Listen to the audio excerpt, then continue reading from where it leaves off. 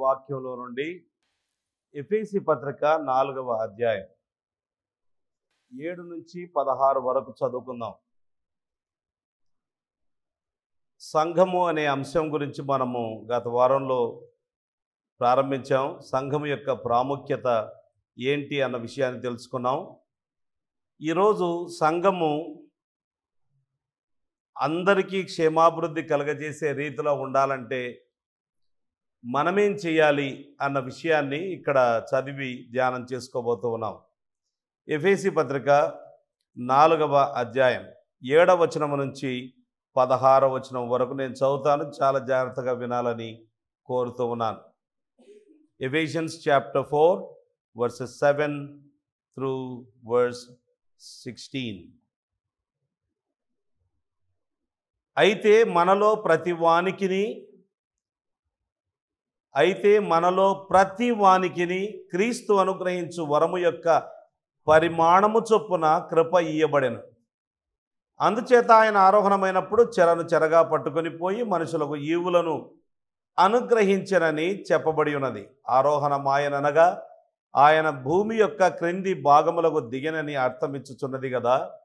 దిగినవాడు తానే సమస్తమును నింపునట్లు ఆకాశ మండలములన్నిటికంటే మరి పైకి ఆరోహణమైన వాడునై ఉన్నాడు. మనమందరము విశ్వాస విషయములోను దేవుని కుమారుని గూర్చిన జ్ఞాన విషయములోను ఏకత్వము పొంది సంపూర్ణ పురుషుల మగు వరకు, అనగా క్రీస్తునకు కలిగిన సంపూర్ణతకు సమానమైన సంపూర్ణత కలవారమగు వరకు ఆయన ఈలాగు నియమించెను. పరిశుద్ధులు సంపూర్ణులగునట్లు క్రీస్తు శరీరము క్షేమాభివృద్ధి చెందుటకును పరిచర్య ధర్మము జరుగుటకును ఆయన కొందరిని అపోస్తలులను గాను, కొందరిని ప్రవక్తలను గాను, కొందరిని సువార్తికులను గాను, కొందరిని కాపురులను గాను, ఉపదేశకులను గాను నియమించెను. అందువలన మనం ఇక మీదట పసిపిల్లలపై ఉండి మనుష్యుల మాయోపాయముల చేత వంచనతోనూ తప్పు మార్గమునకు లాగు కుయుక్తితోనూ గాలికి కొట్టుకొని పోవునట్లు కల్పింపబడిన ప్రతి ఉపదేశమునకు ఇటు అటు కొట్టుకొని పోవచ్చు అలల చేత ఎగురగొట్టబడిన వారమైనట్లుండక ప్రేమ కలిగి సత్యము చెప్పుచు క్రీస్తు వలె ఉండుటకు మనం అన్ని విషయములలో ఎదుగుదము. ఆయన శిరస్సై ఉన్నాడు. ఆయన నుండి సర్వశరీరము చక్కగా అమర్చబడి తనలోనున్న ప్రతి అవయవము తన పరిమాణము చొప్పున పనిచేయుచుండగా ప్రతి కీలు వలన కలిగిన బలము చేత అతుకబడి ప్రేమయందు తనకు క్షేమాభివృద్ధి కలుగునట్లు శరీరమునకు అభివృద్ధి కలగజేసి కొనుచున్నది. చాలా వచనాలు చదివాము. మాకు అర్థం కాలేదండి, ఇందులో ఏముందో ప్రధానమైన అంశము కనపడినట్టుగా అర్థమవుతుంది కానీ బట్ ఏముంది ఇందులో అన్న విషయం అర్థం కావట్లేదు అంటే దానికోసమే మరి ఇక్కడ ప్రసంగించే వాళ్ళు ఉన్నారు. అది ప్రధానంగా మా పని. దేవుడు తగిన రీతిగా మనకు సహాయం చేసేటట్లుగా మనం ప్రార్థన చేసుకొని ముందుకు సాగిపోదాం. ప్రార్థన. ప్రభువా, మీ వాక్యాన్ని చదువుకున్న మీ వాక్యము మాకెంతో దీవెనకరంగా ఉండేటట్లుగా చేయండి. ఈ వాక్యాన్ని సరిగ్గా విభజించినట్లు, దీని అర్థం సరిగ్గా చెప్పినట్లు, అది కూడా స్పష్టతతో చెప్పినట్లు, ఆ చెప్పబడిన విషయాలను అన్వయించినట్లు దయచేసి నాకు సహాయం చేయమని ప్రార్థన చేస్తూ ఉన్నాం. వినేవారు బహుజాగ్రత్తతో వినేటట్లు, అర్థం చేసుకునేటట్లు, అంగీకరించేటట్లు, తదనుగుణంగా తమ జీవితాలు మలుచుకునేటట్లు సహాయం చేయమని యేసుక్రీస్తు ప్రభువు పేరట ప్రార్థిస్తున్నాము తండ్రి. ఆమెన్. ఈరోజు మనం చదువుకున్న ఈ లేఖన భాగంలో తర్వాత అనేకమైన ఇతర లేఖన భాగాల్లో ఒక ప్రధానమైన అంశం ఉంది. ఆ అంశం ఏంటంటే ఆత్మవరాలు అనే అంశం ఉంది. ఆత్మవరాలు. ఆత్మదేవుడు ఒక వ్యక్తి యేసు ప్రభువును నమ్ముకున్నప్పుడు ఆ వ్యక్తికి ఆత్మవరాలు అనుగ్రహించడం జరుగుతూ ఉంది. అవి ఏంటి, దానికోసం మనమేం చేయాలి, నాకేమిచ్చాడు, ఇలాంటి విషయాలు ఆత్మవరాలు ఒక్కొక్కటి రానున్న వారాల్లో కూడా మనము ధ్యానం చేయబోతూ ఉన్నాం. నీకు తెలియంది నిన్ను బాధపరచలేదు అని ఇంగ్లీష్లో ఒక సామెత ఉంటుంది. What you don't know won't hurt you అని. ఇది కొన్ని సందర్భాల్లో సత్యమైన మనము ధ్యానం చేసే ఈ అంశంలో మాత్రం ఇది పనికిరాదు. ఈ విషయాలు నీకు తెలియకపోతే నీకు నష్టం కలుగుతుంది. అందుకే ఈ విషయాలను మీకు తెలియాలన్న ఉద్దేశం చేత ఈ విషయాలను మనము ధ్యానం చేసుకుంటున్నాం. చూడండి, ఒక మాట ఈ విధంగా వ్రాయబడింది. 1 కొరింథీ పత్రిక 12వ అధ్యాయం 1వ వచనం. మరియు సహోదరులారా, ఆత్మ సంబంధమైన వరములను గూర్చి మీకు తెలియకుండుట నాకు ఇష్టము లేదు. I do not want you to be ignorant concerning spiritual gifts, my brothers అని అంటూ ఉన్నాడు. ఇవి తెలుసుకోవాలి. అజ్ఞానం సద్గుణము కాదు. ఆత్మవరాలను గూర్చి ప్రతి విశ్వాసి తెలుసుకోవాలి. దేవుని వాక్యంలో దేవుడు మనకు ఈ విషయాలను తెలియచేశాడు. ఈ విషయాల అంటే ఆత్మవరాలు అంటే ఏంటో తెలియకుండా, తెలిసిన తర్వాత కూడా దాన్ని ఆచరణలో పెట్టకుండా మనం జీవిస్తే మొదట మనకే నష్టం కలుగుతుంది.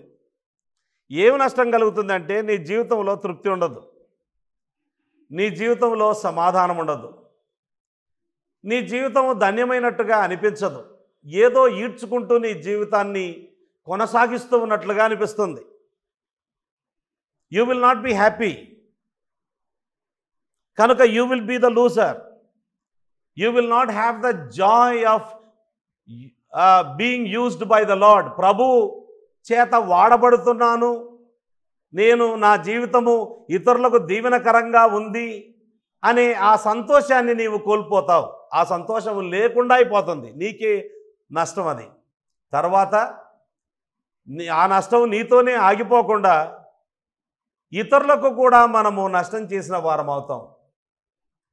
ఏమీ చేయకుండా మౌనంగా ఉంటే చాలు, ఇతరులకు మనము నష్టము కలగజేసిన వారం అవుతాం ఈ విషయంలో. అంచేత నీకు మేలు కలగాలి, నీ చుట్టూ ఉండే దేవుని సంఘానికి మేలు కలగాలి అని అంటే ఈ విషయాలను మనము నేర్చుకోవాలి. ఆత్మవరాలు అంటే ఏంటి? మొదటి ప్రశ్న, ఆత్మవరాలు అంటే ఏమిటి? ఎఫెసీ పత్రిక 4వ అధ్యాయంలో ఇక్కడ 7-8 వచనాల్లో ఓ మాట వ్రాయబడింది. అయితే మనలో ప్రతివానికి క్రీస్తు అనుగ్రహించు వరము అనే పదం వాడింది. ఇక్కడ వాడారు. వరము లేదా వరములు లేదా ఈవులు అనే పదం కూడా 8వ వచనంలో ఈవులు అనే పదం ఉంది. వరము, ఈవులు అంటే గిఫ్ట్స్. ఇంగ్లీష్లో బాగా అర్థమైంది, గిఫ్ట్స్ అంటే బాగా అర్థమవుతుంది. గ్రీకులో డొమాటా అనే పదం వాడారు. డొమాటా ఆ పదానికి రకరకాల అర్థాలు ఉన్నాయి. సింపుల్గా చెప్పాలి అంటే దేవుడు విశ్వాసులకు ప్రత్యేకమైన సామర్థ్యతలు అంటే చేయగలిగిన పనులు, చేయగలిగిన విషయాలు, సామర్థ్యత, ఎబిలిటీస్, ప్రత్యేకమైన ఎబిలిటీస్ ఆయన అనుగ్రహిస్తాడు. 1 కొరింథీ పత్రికలోనికి వెళ్తే అక్కడ కూడా ఈ విషయాలు ఉన్నాయి. 4 చోట్ల ప్రధానంగా మనకు ఈ విషయాలు కనపడతాయి. రోమాపత్రిక 12వ అధ్యాయం, ఈజీగా గుర్తుపెట్టుకోవచ్చు. రోమాపత్రిక 12వ అధ్యాయం. ఆ తర్వాత నెక్స్ట్ వచ్చే పుస్తకం 1 కొరింథీ పత్రిక, అక్కడ కూడా 12వ అధ్యాయం. ఆ తర్వాత ఎఫెసీ పత్రిక 4వ అధ్యాయం, ఇప్పుడు మనం చదువుకున్న లేఖన భావం. అలాగే 1 పేతురు పత్రిక 4వ అధ్యాయం, 12, 12, 4, 4. ఇక్కడే మనకు ప్రధానంగా ఆత్మవరములను గూర్చిన విషయాలు ఉంటాయి. ఇప్పుడు 1 కొరింథీ పత్రిక 12వ అధ్యాయంలోనికి వెళ్తే అక్కడ 1 నుంచి 7 వచనాలు మనం ఇప్పుడు అవన్నీ చదువుకోవడానికి వీలు కాదు, కానీ అవసరమైన మాటలు మాత్రమే మనము చదువుకుంటాం. 12వ అధ్యాయము 1 నుంచి 7 వచనాలు చదివితే ఇక్కడ ఆత్మ వరాలను గూర్చి 5 మాటలు చెప్పాడు. ఈ 5 మాటల్లో కొంత అర్థం వస్తుంది మనకు. ఆత్మవరం అంటే ఏంటో మనకు అర్థమవుతుంది, ఎందుకోసం ఇవ్వబడిందో అర్థమవుతుంది, ఇలాంటి విషయాలు అర్థమవుతాయి. కనుక ఒక 5 విషయాలు ఇక్కడ కనబడతాయి. గ్రీకులో మొట్టమొదటిగా కనబడే పదం 12వ అధ్యాయం 1వ వచనంలో నుమాటికోన్ అనే పదం వాడారు. స్పిరిచువల్ గిఫ్ట్స్, ఇక్కడ ఆత్మ సంబంధమైన వరములు అనే పదం ఇక్కడ వాడడం జరిగింది. ఆత్మ అంటే ఇక్కడ పరిశుద్ధాత్మ దేవుడు అని అర్థం. పరిశుద్ధాత్మ దేవుడు ఒక వ్యక్తిని తిరిగి జన్మింప చేసినప్పుడు, అంటే ఒక వ్యక్తి యేసుప్రభును నమ్ముకున్నప్పుడు ఆ సందర్భంలో ఆ పరిశుద్ధాత్మ దేవుడు ఆత్మ వరాలను ఈ వ్యక్తికి అనుగ్రహించడం జరుగుతూ ఉంది. ప్రతి విశ్వాసికి అనుగ్రహించడం జరుగుతూ ఉంది. ఇవి స్పిరిచువల్ ఎబిలిటీస్, అంటే ఆత్మ సంబంధమైనవి. ఆ మాట చూడండి, తెలుగులో అద్భుతంగా ఉంది. ఆత్మ సంబంధమైన వరములు, శరీర సంబంధమైనవి కాదు, అంటే పుట్టుకతో వచ్చినవి కాదు.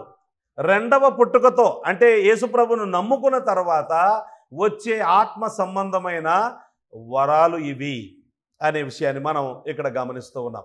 ఒక వ్యక్తికి పుట్టుకతో వచ్చినవి ఉండొచ్చు, అలాగే ఆత్మ సంబంధమైన వరం కూడా ఉండవచ్చు.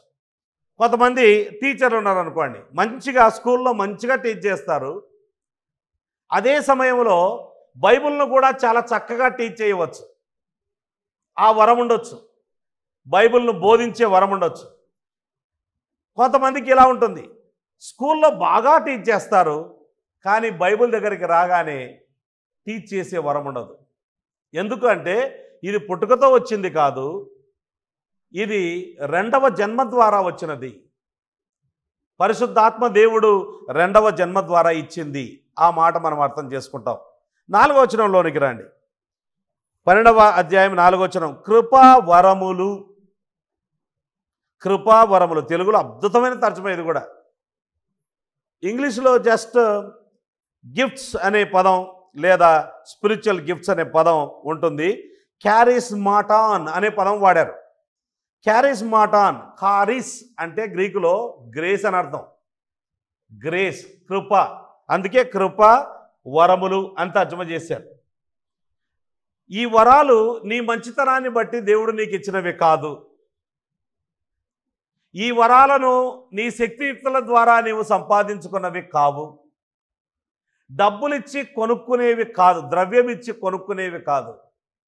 ఇవి అయోగ్యులకు దేవుడు అనుగ్రహించే అసాధారణమైన శక్తులు, అసాధారణమైన సామర్థ్యతలు.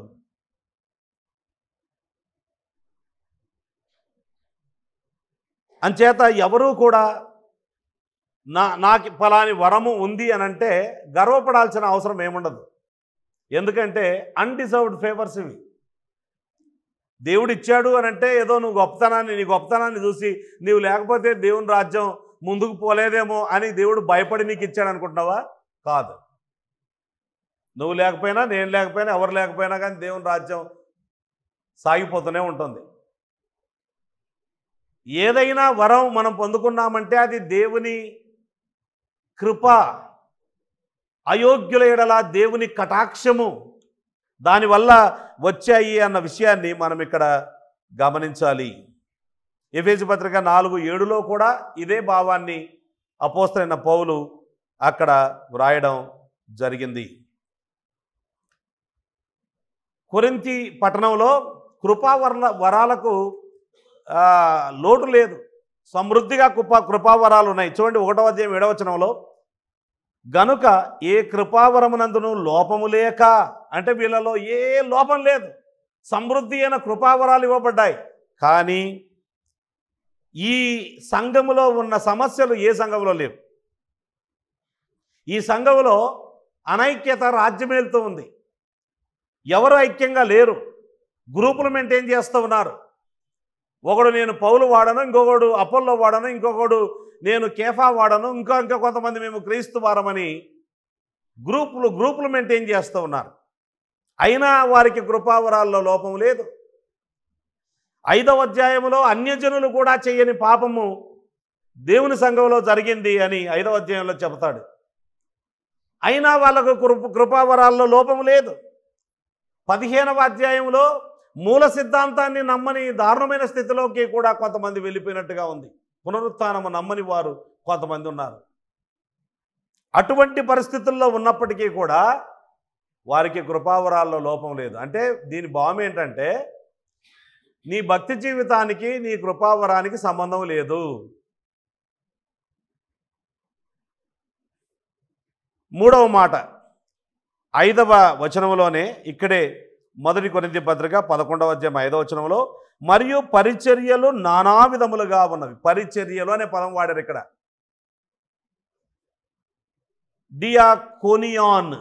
డియాకోనియాన్ అనగానే మనకి ఇంగ్లీష్లో పదం గుర్తుకొస్తుంది, డీకన్ అని గుర్తుకొస్తుంది. డీకన్ అంటే పరిచారకుడు. డీకన్ అంటే పరిచారకుడు. ఆ పదం వాడారు ఇక్కడ. డీకన్ అనే పదం వాడారు. దీని భావం ఏంటంటే ఆత్మవరాలు ఇతరులకు సేవ చేయడం కోసమే ఇవ్వబడ్డాయి. ఆత్మవరాలు కేవలము నా గొప్పతనాన్ని చూపించుకోవడానికో, నా తెలివితేటల ప్రదర్శన కోసమో, లేకపోతే నేను ఎంత గొప్పవాడినని చెప్పుకోవడం కోసమో, ఇలాంటి దానికోసం ఆత్మవరాలు ఇవ్వబడలేదు. దీస్ ఆర్ మినిస్ట్రీస్, పరిచర్యలు ఇవి. 4వ పదం 6వ వచనంలో ఉంది చూడండి. 4వ పదం 12 6వ వచనం నానా విధములైన కార్యములు కలవు.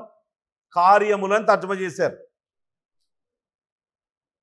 ఇంగ్లీష్లో ఎఫెక్ట్స్ అనే పదం లేదా ఎనర్జీ అనే పదం, గ్రీకులో ఎనర్గే మాటోన్ అనే పదం రాశారు. దాంట్లో నుంచి ఇంగ్లీష్లో ఎనర్జీ అనే పదం వచ్చింది. ఎనర్జీ అంటే దాని అర్థం ఏంటో తెలుసా? ఆత్మవరాలు వాడుతూ ఉంటే దేవుని యొక్క శక్తి రిలీజ్ అవుతూ ఉంటుంది. When you use the spiritual gifts, the Holy Spirit of God will be at work.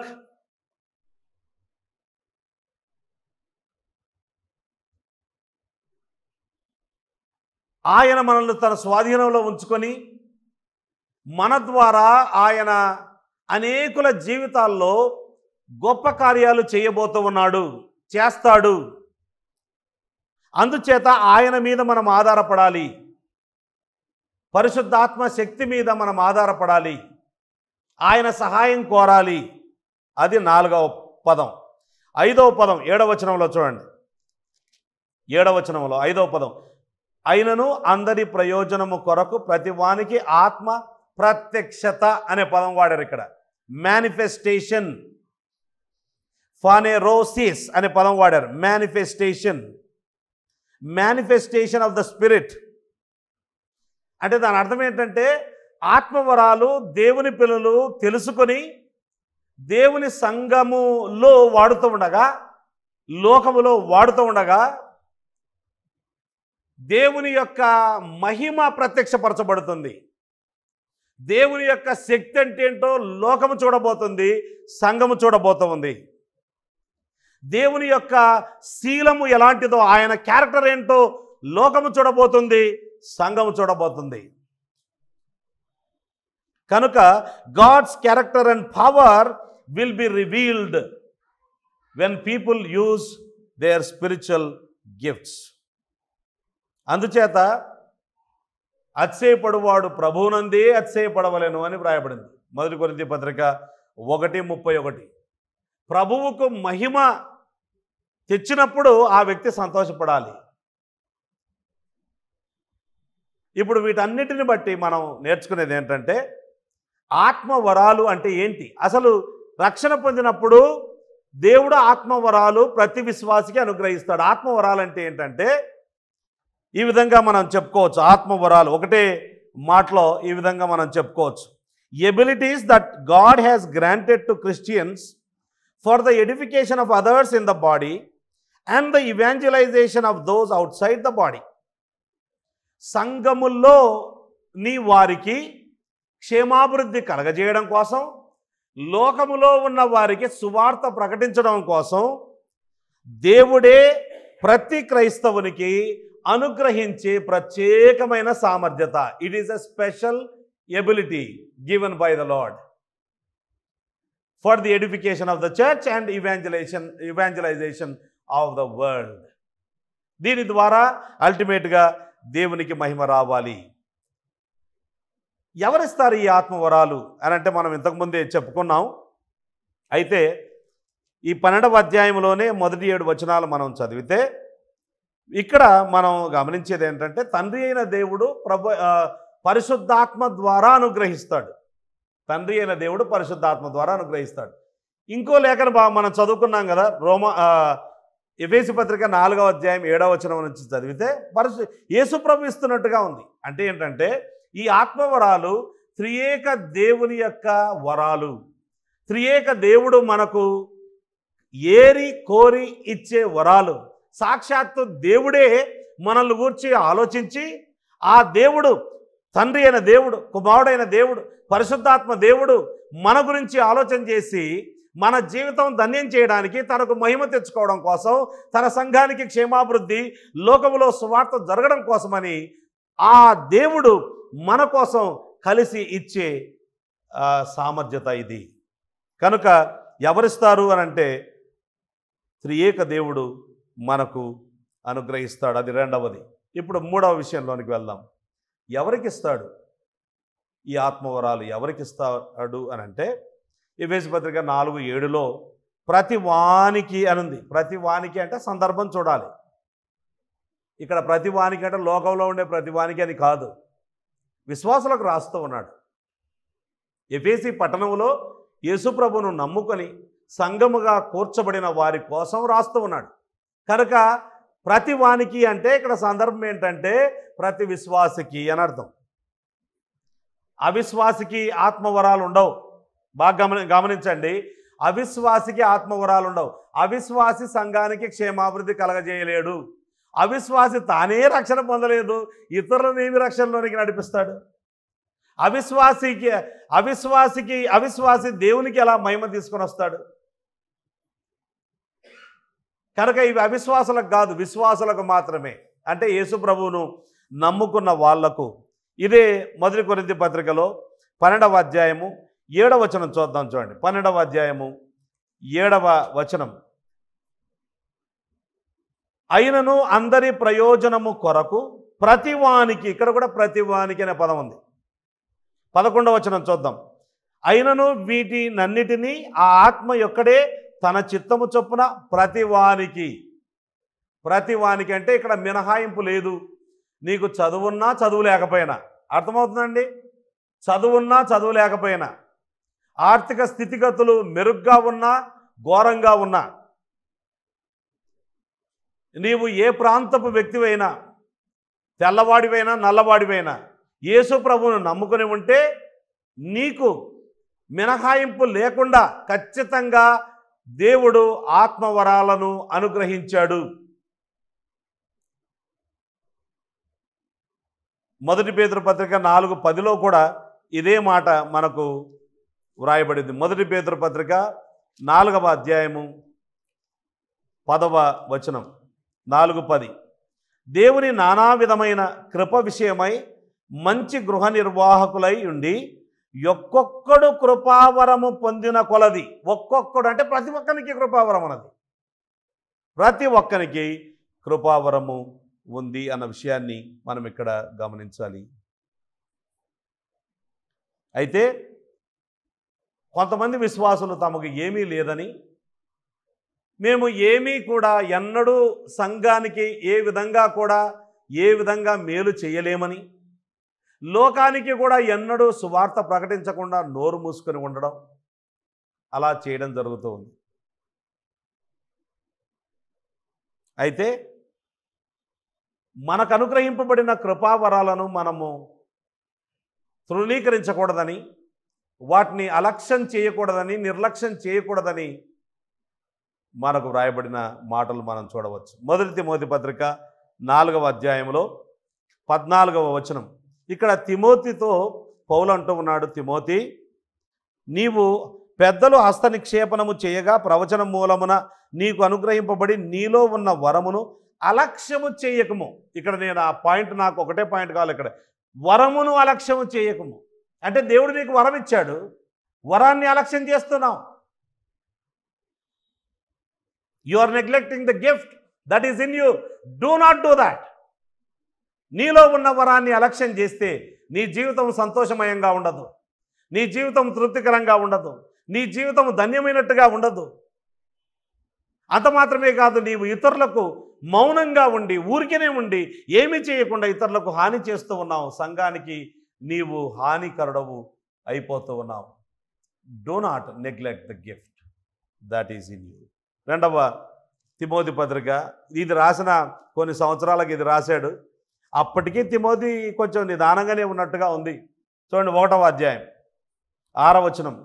ఆ హేతువు చేత నా హస్త నిక్షేపణము వలన నీకు కలిగిన దేవుని కృపావరము ప్రజ్వలింపచేయవలనని నీకు జ్ఞాపకము చేయుచున్నాను. నిర్లక్ష్యం చేయొద్దు, ప్రజ్వలింపచేయి. Stir up the gift that is given to you. నిర్లక్ష్యంగా ఉండొద్దు, అలక్ష్యంగా ఉండవద్దు, అరలక్ష్యంగా ఉండవద్దు. అరలక్ష్యం అంటే సగం లక్ష్యం, సగం చేసి సగం చేయక ఉండవద్దు. ప్రియమైన వారలారా, ఈ మాటలు మనం చదువుతూ ఉంటే ఈ దినం మీకేమనిపిస్తూ ఉంది?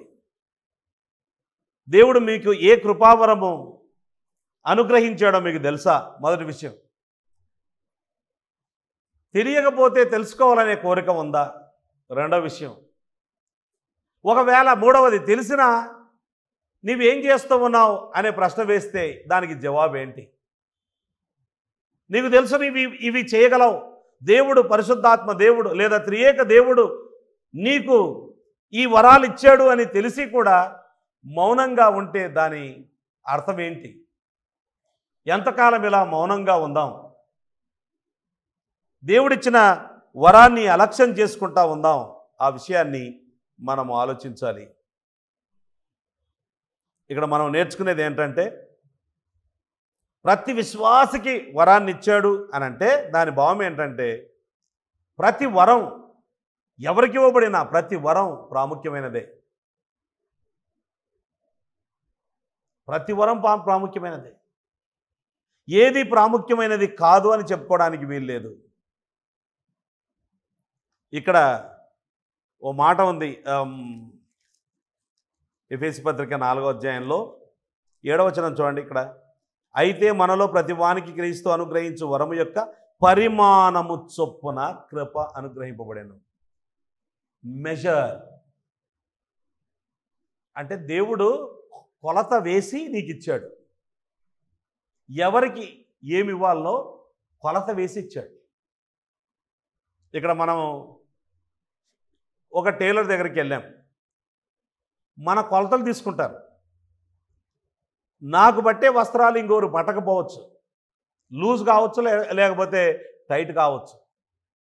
ఎగ్జాక్ట్గా నీ కొలతలు తీసుకొని నీ కోసం కుట్టడం జరుగుతూ ఉంది. అలాగే దేవుడు ప్రతి విశ్వాసి యొక్క కొలతలు తీసుకొని ఎవరికి ఏమి ఇవ్వాలో ఆయన నిర్ణయించాడు. మనం నిర్ణయించాం, మనం అడిగితే వచ్చేవి కాదు ఇవి. ప్రార్థన చేస్తే ఆత్మవరాలు రావు, గుర్తుపెట్టుకోవాలి. 12వ అధ్యాయం 11వ వచనంలో పరిశుద్ధాత్మ దేవుడు తన సార్వభౌమ చిత్తము చొప్పున తానే ప్రతి వానికి పంచి ఇస్తాడు అంటూ కింద ఒక ఉదాహరణ చెప్పాడు. శరీరమును గురించిన ఒక ఉదాహరణ చెప్పాడు. మన శరీరంలో ఏవి సుందరంగా ఉండవో దానికే ఎక్కువ విలువ ఉంటుంది. ముక్కును కట్ చేసి పక్క పెట్టండి, సుందరంగా ఉంటుందా? ముక్కు ఉండదు. కానీ ముక్కు సుందరంగా లేకపోతే పెళ్లి చేసుకోరు కొంతమంది. ముక్కును చూసి పెళ్లి చేసుకునే వాళ్ళు ఉన్నారు, అవునా కాదా? పాతకాలంలో ఇప్పుడు కూడా అట్లాగే చూస్తారు. ముక్కును చూడరేంటి? చూస్తారు కొంతమంది. ముక్కు బాగాలేదనుకోండి, ఒకవేళ నడ్డి ముక్కు ఉంది అనుకోండి, పూర్తిగా కొంచెం ముక్కును బట్టి ఆగిపోయే వాళ్ళు ఉన్నారు. పొడగాటి జట్టును బట్టి పెళ్లి చేసుకునే వాళ్ళు ఉన్నారండి.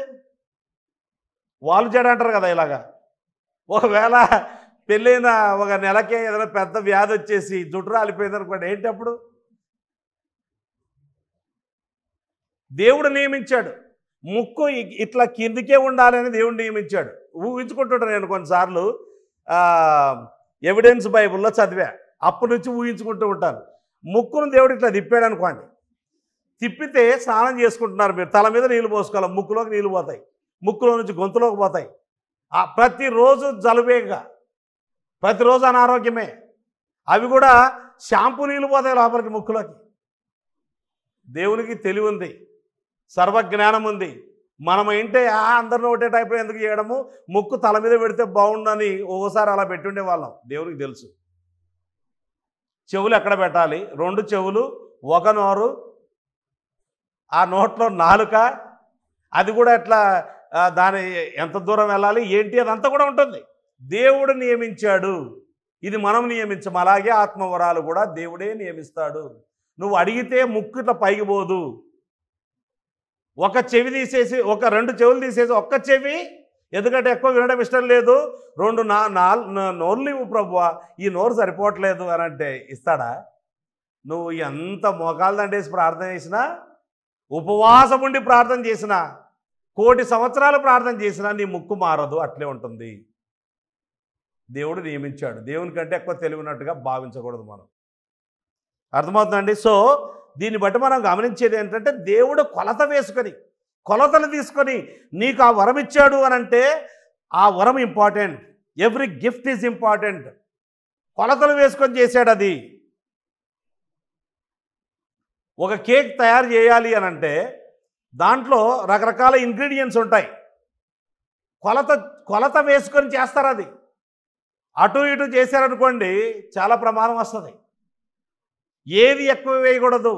ఇప్పుడు మనం కూర చేసామనుకుందాం, ఒక మాంసం కర్రీ చేస్తున్నాం, ఎక్కువ మసాలాలు ఎక్కువ వేసామనుకోండి ఘాట్ అయిపోద్ది.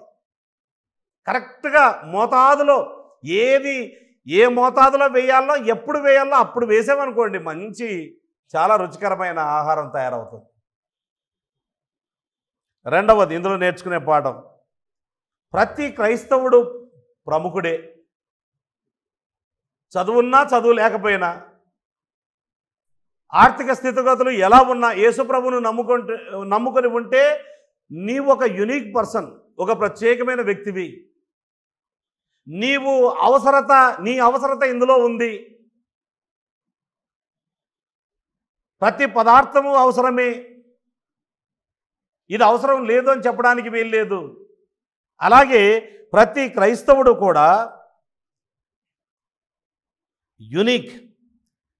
అంటే నీ కాంట్రిబ్యూషన్ సంఘ క్షేమాభివృద్ధి కొరకు, లోక రక్షణ కోసం, సువార్త చేయడం కోసం నీ కాంట్రిబ్యూషన్ చాలా ఇంపార్టెంట్. నీవు మౌనంగా ఉంటే నష్టం కలుగుతుంది.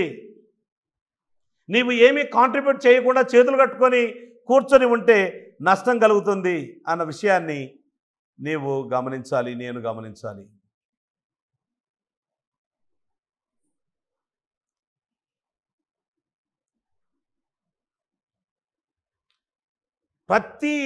Not all Christians have the same giftedness. గుర్తుపెట్టుకోవాలి. నేను మీటింగ్లోకి వెళ్ళినప్పుడు అక్కడక్కడ ఆంధ్రలో చూస్తూ ఉంటా, పోస్టర్ల మీద ఏం రాసి ఉంటుందో తెలుసా, 13 ఆత్మవరములు కలిగిన దైవజనుడు. వామ్మో, అన్నీ ఈయనకే ఇచ్చినట్టుంది. అందులో నేను జాగ్రత్తగా దగ్గరికి వెళ్ళి చదివానండి. కొన్ని చోట్ల దగ్గరికి వెళ్ళి చదివా. గిఫ్ట్ ఆఫ్ గివింగ్ ఏమన్నా ఉందేమో, పోయి ఆయన దగ్గర పోదామా అని అనుకున్నా. ఉండదు, వాళ్ళకి గిఫ్ట్ ఆఫ్ గివింగ్ అయితే ఉండదు. అంటే ఇచ్చే వరము అనేది ఒకటి ఉంది, అది మాత్రం ఉండదు. ఏముంటుందంటే అందరికీ కనబడేవి చెప్పుకుంటారు అన్నట్టు. ప్రవచన వరం ఉంది, ఆత్మల వివేచన వరం ఉంది, దయ్యాలు ఎల్లగొట్టేది ఉంది, ఇలాంటివి ఏవేవో చెప్తుంటారు. చాలా ఇవన్నీ ఉన్నాయి. హాస్పిటల్ వెళ్ళే వరం లేదా?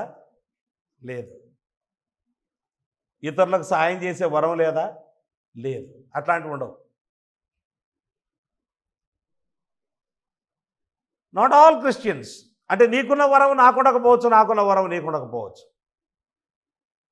అయితే ఇక్కడ గమనించాల్సింది ఏంటంటే, ప్రతి క్రైస్తవుడు చేయవలసినవి, క్రైస్తవురాలు చేయవలసినవి ఉన్నాయి. ఉదాహరణకు ప్రతి క్రైస్తవుడు ప్రార్థన చేయాలి, ప్రతి క్రైస్తవుడు ఇవ్వాలి, ప్రతి క్రైస్తవుడు సువార్త ప్రకటించాలి. ఇలాగూ అనేకమైన కార్యాలు ప్రతి క్రైస్తవుడు చెయ్యాలి. కానీ ఇవన్నీ జనరల్గా అందరు చేసేవి. అంటే జనరల్ ప్రాక్టీషనర్స్ మనం అందరం. తర్వాత స్పెషాలిటీస్ ఉంటాయి. Specialist in some area. మనం జనరల్ డాక్టర్ దగ్గరికి వెళ్తాం జ్వరం వచ్చినప్పుడు, ఆయన చాలు. ఒకవేళ ఆయన సరిపోకపోతే అప్పుడు స్పెషాలిటీస్ దగ్గరికి వెళ్తాం. మీరు పలాని స్పెషాలిటీ దగ్గరికి వెళ్ళండి అని అంటాం. Not all Christians with the same giftedness have the same amount of giftedness in that area. ఇది కూడా కొంచెం అర్థం చేసుకోవాలి. అంటే ఏంటంటే, ఫర్ ఎగ్జాంపుల్, బోధించే వరం ఉందనుకోండి. అందరూ బోధించే వరం ఉన్న ప్రతి ఒక్కరూ ఈక్వల్ పవర్తో లేదా ఈక్వల్ ఏమంటారు ఇన్ఫ్లుయెన్స్తో చేస్తారని కాదు. ఇప్పుడు జాన్ మకాథర్ ఉన్నాడు, ఆయనను నాతో పోల్చకూడదు.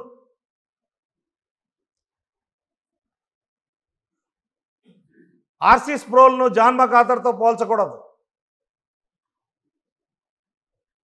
ఈ దినాల్లో చాలామంది యవనస్తులు యూట్యూబ్ ద్వారా ఆయా మీడియా ద్వారా చాలా గొప్ప గొప్ప వాళ్ళ బోధలు వింటూ ఉన్నారు. అలా విన్నప్పుడు గ్రామాల్లో ఉండే పాస్టర్ ఉంటాడు అనుకోండి, ఆయనను చూస్తే మీకు ఏమనిపిస్తుంది? ఈజ్ నాట్ గిఫ్టెడ్ అనిపిస్తుందా? అనుకోకూడదు. అలాగా wrong. Not all Christians with the same giftedness have the same amount of giftedness in that area, but that gift is there. ఆ గిఫ్ట్ ఉంటుంది.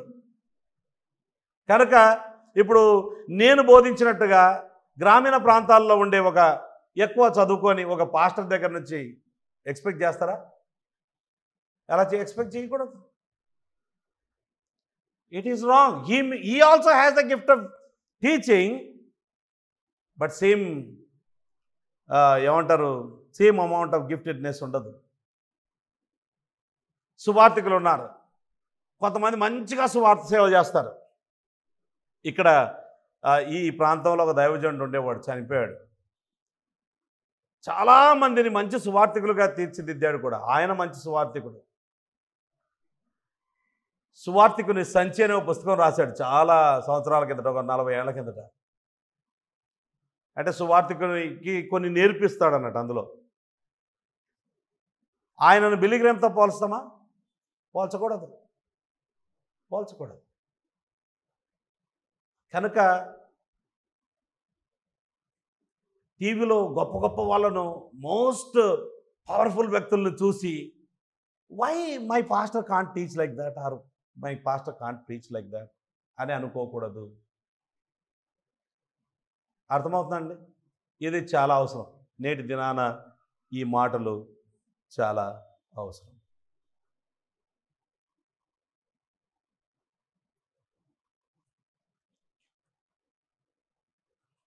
ఒక గ్రంథకర్త ఈ విధంగా చెప్పాడు. ఒక ఆయన చాలా స్మూత్గా వాక్యం చెప్తూ ఉన్నాడు, ఎక్కువగా కేకలు వేయలేరు. బై ద వే కొంతమంది భలే కేకలేస్తారు తెలుసా. అక్కడికి వెళ్తే నార్మల్గా కూర్చోవడానికి వీల్లేదు, గంట సేపులో ఆయన అలసిపోవాలి, మనం అలసిపోవాలి అంతే. ఆ టైప్లో ఉంటుంది. పెంటెకోస్టల్ చర్చెస్కి వెళ్తే ఎలా ఉంటుందంటే మామూలు కాదు, ఈ మైక్ దగ్గర పెట్టుకొని ఇంకా నోట్లో పెట్టుకొని మాట్లాడినట్టు ఉంటుంది. ఎంత ఘాటుగా కేకలేసి అరిసి ఇక మొత్తం వినేటోళ్ళకు కూడా ఆల్చిపోయేటట్టుగా మొత్తం చేస్తారు. అలా చేస్తేనే ఆ వ్యక్తికి ఆ వరం ఉంది అని అనుకుందామా? అందరూ ఏలియాలు కాదు, గుర్తుపెట్టుకోవాలి. అందరూ ఏలియాలు కాదు. అందరూ యోహాను యాకోబులకు ఇవ్వబడిన సన్స్ ఆఫ్ థండర్ అంటే ఉరిమెడి కుమారులు. అలాంటి వారు అందరూ లేరు.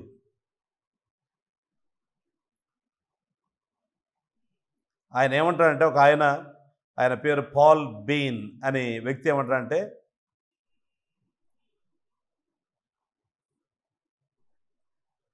everyone doth not have a like insight into doctrine, yet all can be instruments of God to your salvation.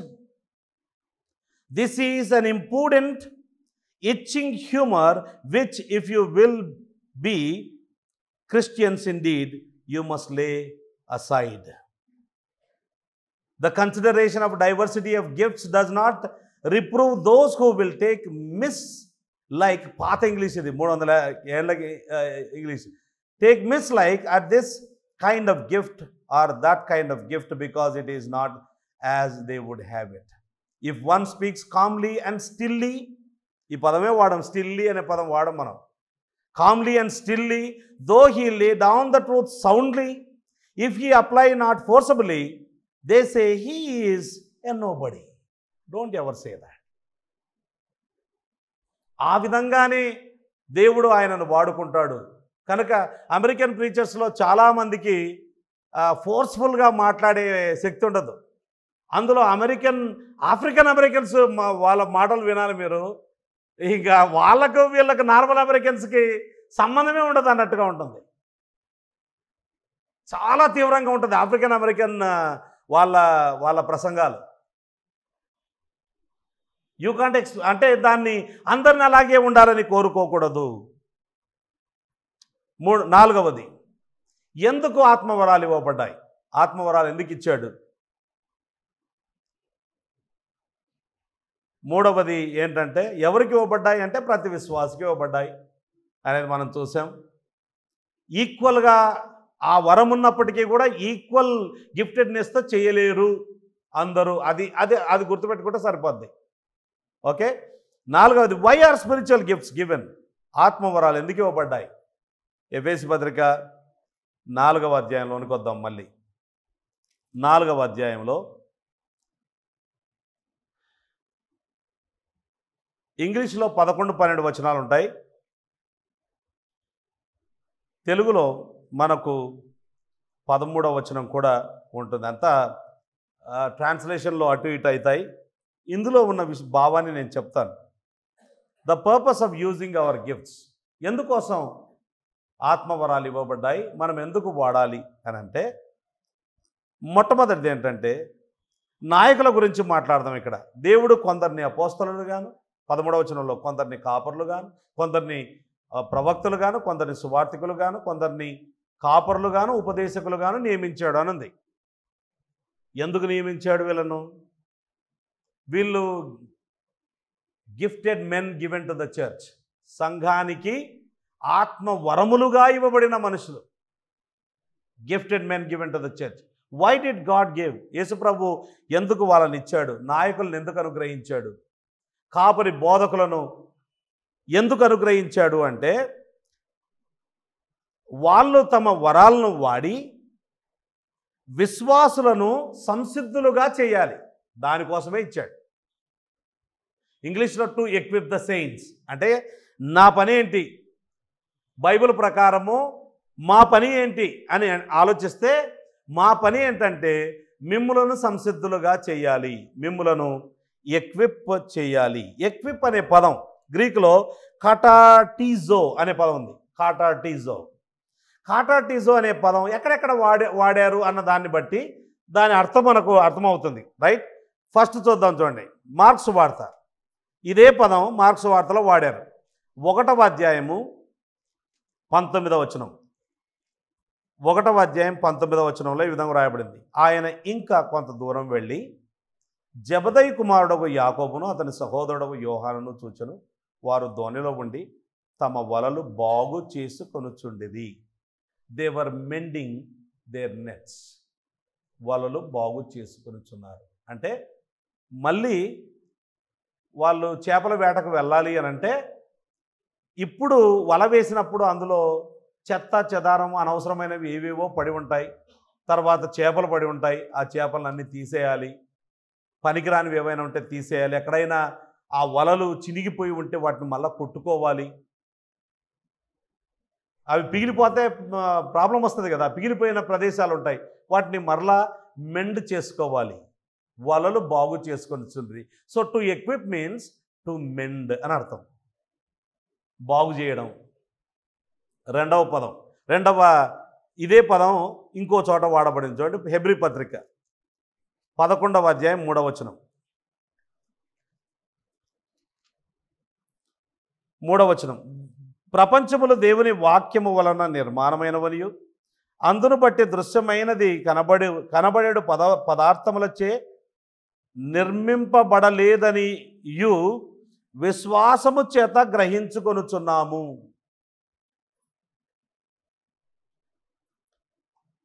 Prepare అనే పదం రెండవది, సిద్ధం చేయడం. 3వ పదం గలతీ పత్రిక 6వ అధ్యాయము 1వ వచనం. 3వ చోట ఈ పదమే వాడబడింది. 3వ సందర్భం ఇది.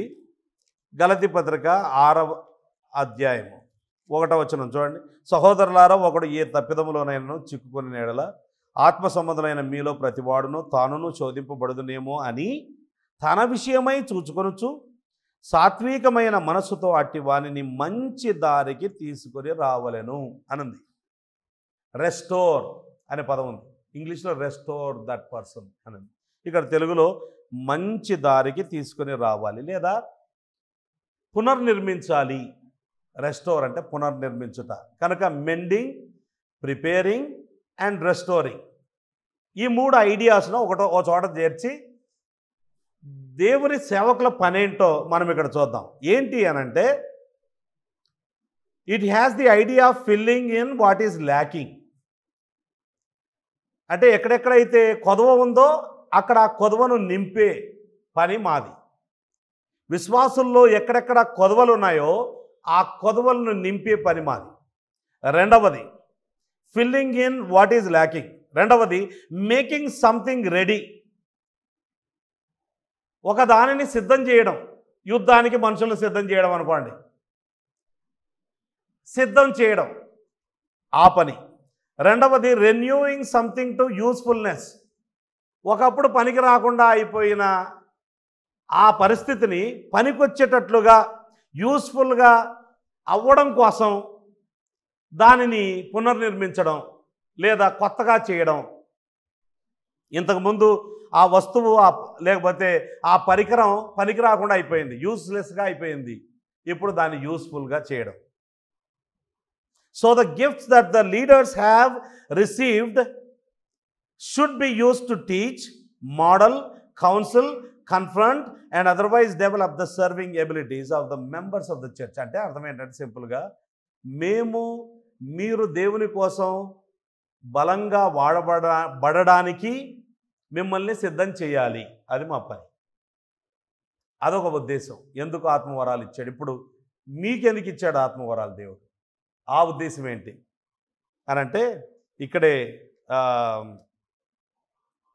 ఎఫెసీ పత్రిక 4వ అధ్యాయంలో ఉన్న దాని ప్రకారం పరిచర్య ధర్మం మీరు జరిగించడం కోసం. పరిచర్య ధర్మం మీరు జరిగించడం కోసం అంటే పరిచర్య ఎవరు చేయాలి అంటే మీరే చేయాలి. అదేంటి? పాస్టర్లు ఉన్నది పరిచర్య చేయడానికి కదా. మేమున్నది కేవలం విని ఏవైనా మాకు కష్టాలు, ఇరుకులు, ఇబ్బందులు ఉంటే ప్రోత్సహించబడి, ఆదరించబడి, సంతోషపడి వెళ్ళిపోవడానికే కదా మేమున్నది అని అనుకునే అవకాశం 100% ఉంది. ఎందుకంటే లోకంలో ఇప్పటి వరకు సంఘాల్లో ఎక్కువ శాతం మంది ఇలాగే ఉంటారట. That's not my work. అది నా పని కాదు, అది వాళ్ళు చేసే పని అని ఆ విధంగా అనుకుంటూ ఉంటారు. ఒక సంఘంలో చర్చ్ బోర్డు ఉంటుంది కదా, బులెటిన్ బోర్డు మీద ఈ విధంగా రాశారట. 2 పదాలు రాశారు. రాసి పేర్లు రాశారు. మొదటి పదం ఏంటంటే సంఘ సిబ్బంది, చర్చ్ స్టాఫ్ అని రాసి పాస్టర్ల పేర్లు రాశారట. సంఘ నాయకుల పేర్లు రాశారు, సంఘ పెద్దల పేర్లు. సంఘ సిబ్బంది, okay, they are the staff of the church. రెండవది సేవకులు అని రాశారట. మినిస్టర్స్ అంటూ పక్కన ఏం రాశారంటే ప్రతి విశ్వాసి. అర్థమవుతుందండి?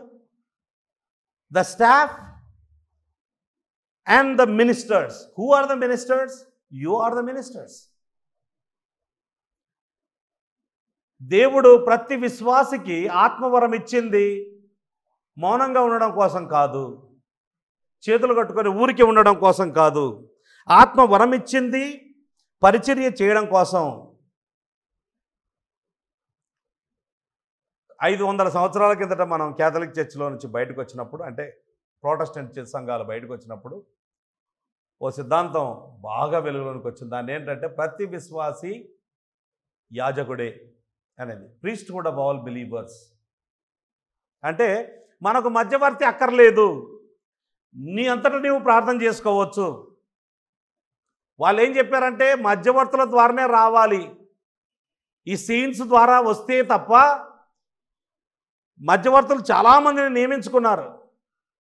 యేసుప్రభు ఒక్కడే మధ్యవర్తి అంటే మరియను కూడా మధ్యవర్తిగా చేశారు.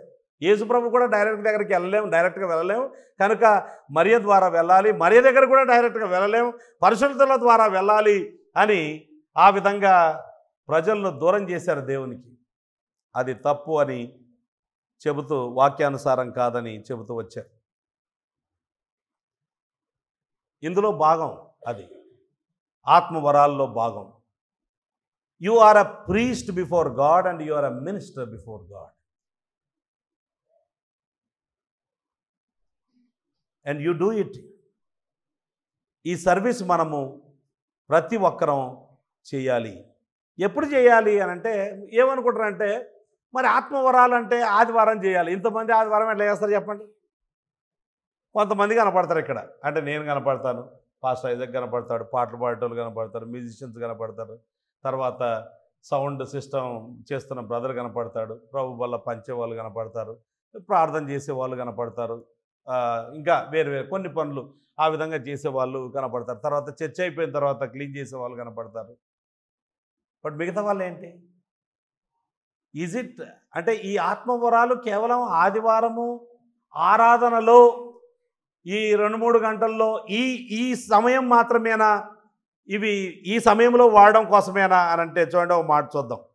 హెబ్రీ పత్రిక 3వ అధ్యాయం 13వ వచనం. హెబ్రీ పత్రిక 3వ అధ్యాయం 13 నుంచి 15 వచనాలు కలిసి ఉన్నాయి. ఈ విధంగా నేడు మీరు ఆయన శబ్దం వినని ఎడల కోపం పుట్టించినప్పటి వలె మీ హృదయములను కఠినపరచుకునకూడని ఆయన చెప్పిన కనుక పాపం వల్ల కలుగు భ్రమ చేత మీలో ఎవడును కఠినపరచబడకుండానట్లు నేడు అనబడు సమయం ఉండగానే ప్రతి దినమును, అండర్లైన్ చేసుకునే మాట, ప్రతి దినమును ఒకరికొకడు బుద్ధి చెప్పుకొనుడి. అర్థమవుతుందండి? ఆత్మవరాలు, priesthood of all believers should be done every day. ప్రతి దినమును ఒకరికొకడు బుద్ధి చెప్పుకొనుడి అని వ్రాయబడింది.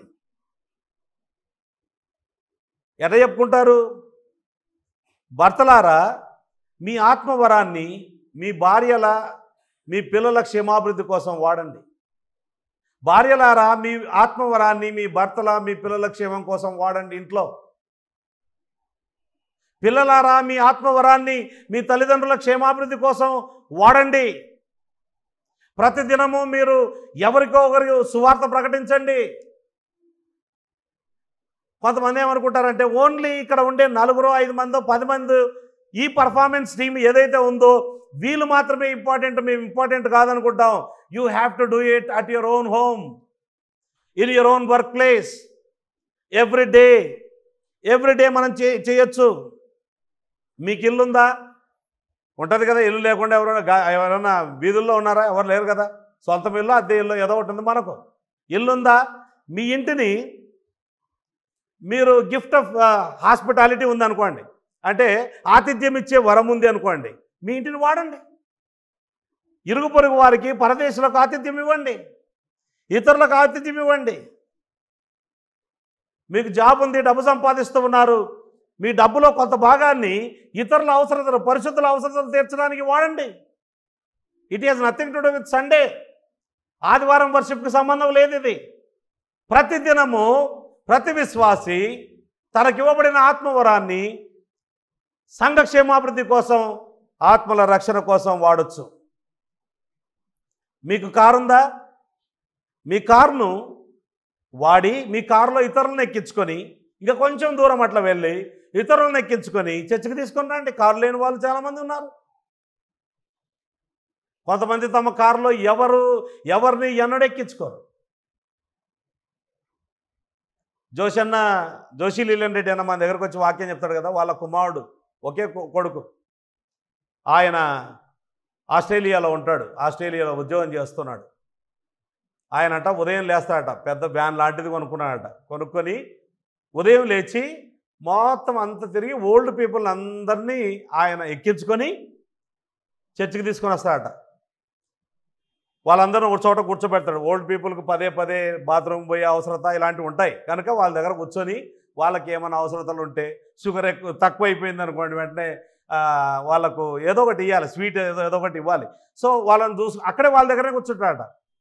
ఆ తర్వాత వాళ్ళ చర్చ అయిపోయిన తర్వాత వాళ్ళకు భోజనాలు పెట్టించి, అక్కడే చర్చిలోనే భోజనాలు పెట్టించి సర్వ్ చేసి మళ్ళీ వాళ్ళందరినీ వ్యాన్లో ఎక్కించుకొని అందరినీ వాళ్ళ వాళ్ళ ఇళ్ళల్లో వదిలిపెట్టేసి అప్పుడు సాయంత్రం రాత్రి ఇంటికి వెళ్తాడట.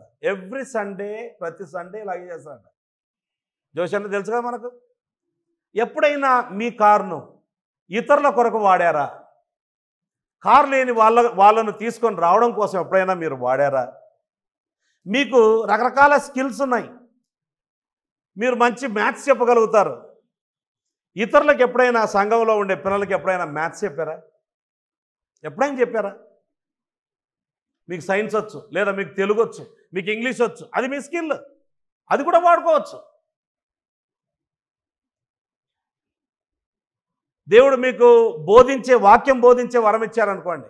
ఎప్పుడైనా ఎంతమంది ఉన్నారండి పిల్లలు? చాలామంది ఉన్నారు. అమ్మాయిలు అయితే ఆ అమ్మాయిల దగ్గరికి వెళ్ళొచ్చు, వెళ్ళి కొత్త విశ్వాసుల్ని వాక్యం చెప్పి బలపరచవచ్చు. Use your spiritual gift there. చాలామంది ఉన్నారు అలాగా.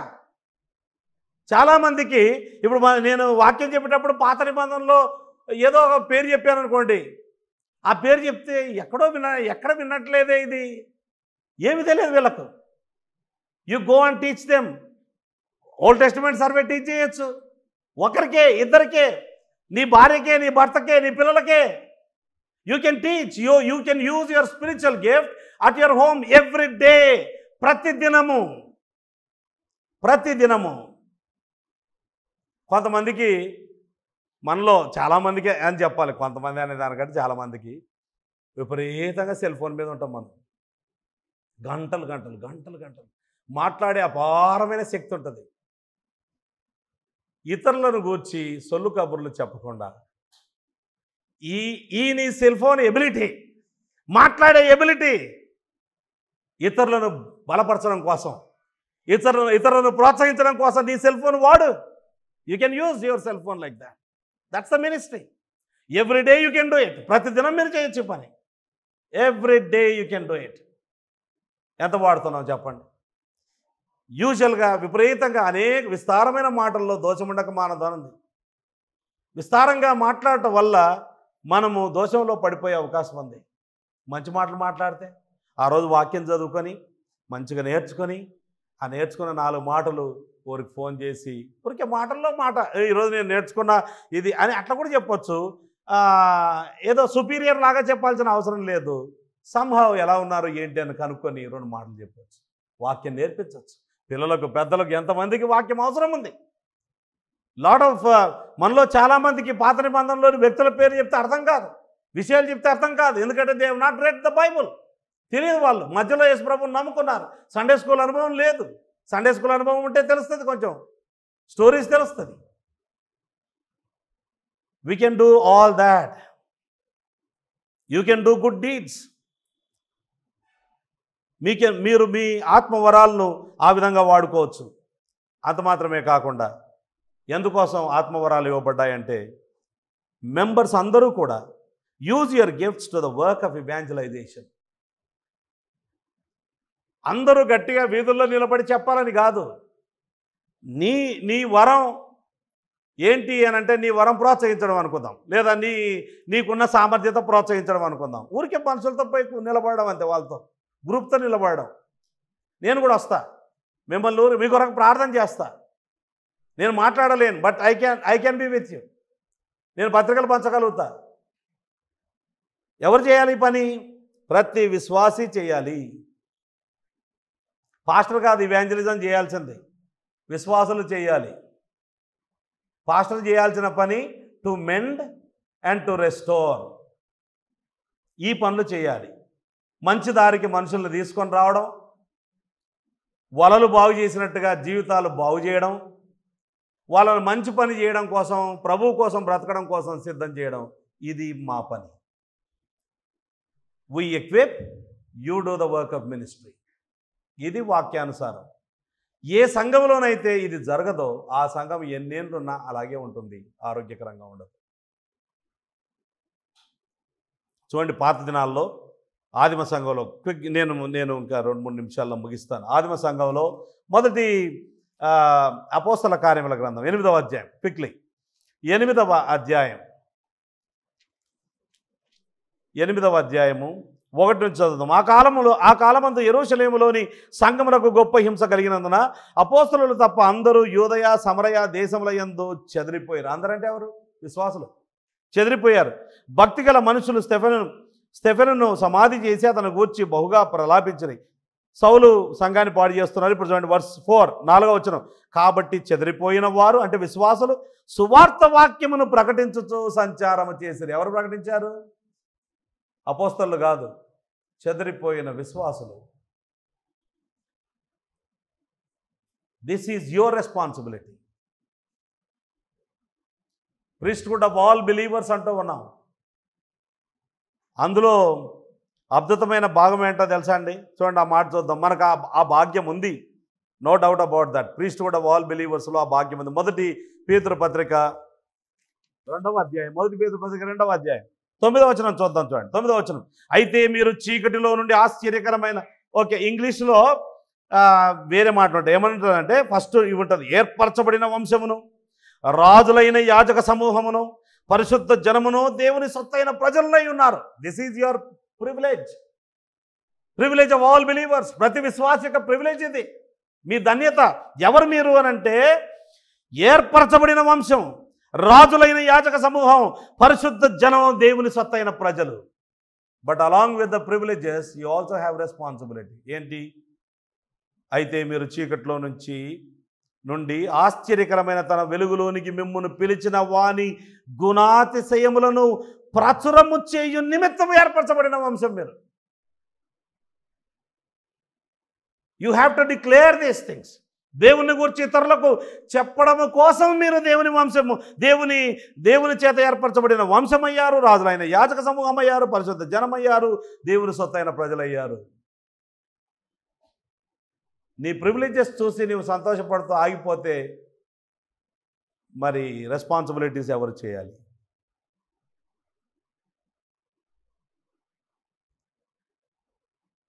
ఇలా దేవుడు నీకు ఇచ్చిన ఆత్మవరాలను వాడడంలో మనం ఏం తెలుసుకున్నామంటే పర్పస్ తెలుసుకున్నాం, ఉద్దేశం తెలుసుకున్నాం. ఒక మాట రిజల్ట్స్ చూసి మనము ముగించుకుందాం. యాక్చువల్గా maybe I can stop it here, ఇక్కడనే స్టాప్ చేయొచ్చు. రిజల్ట్స్ గురించి మళ్ళీ నేను కొత్తగా మాట్లాడవలసి వస్తుంది. Next week will continue with this results. ఏమవుతుంది? ఆత్మవరాలు వాడితే ఏమవుతుంది?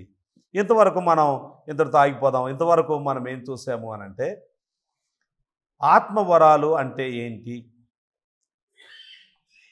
6 పదాలు చూసాం. 5 పదాలు ఒక చోట, ఇంకో పదం ఒక చోట చూసాం.